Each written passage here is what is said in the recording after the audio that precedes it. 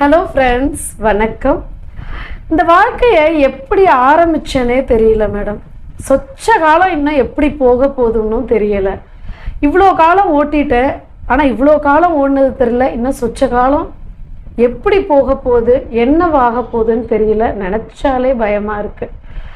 இப்படின்றது தான் ஆலோசனையில் நிறைய பேர் புலம்பக்கூடிய விஷயமா இருக்குது. இந்த வாழ்க்கை பயணத்தை புரிஞ்சிக்கவே முடியாதா அப்படின்னு தான் கேட்குறீங்க.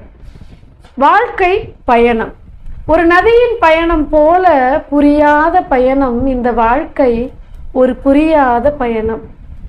நல்லது மட்டுமே நடப்பதும் இல்லை, கெட்டது மட்டுமே கிடைப்பதும் இல்லை. நல்லது கெட்டது புரிந்தும் புரியாதது போல வாழ்க்கையை பரிச்சயம் செய்கிறோம் பல முறை நம்மையும் அறியாமல். வாழ்க்கையை புரிய முயற்சித்து போராடுவதும் புரியவே இல்லை என புலம்புவதும் மனித இயல்பின் முட்டாள்தனம். ஒரு நதியின் பயணம் போல இந்த வாழ்க்கையின் பயணமும் அது அழைத்து செல்லும் இடமெல்லாம் அழுத்து கொள்ளாமல் செல்வோமா? ஒரு நதியை போல நிற்காமல். நன்றி.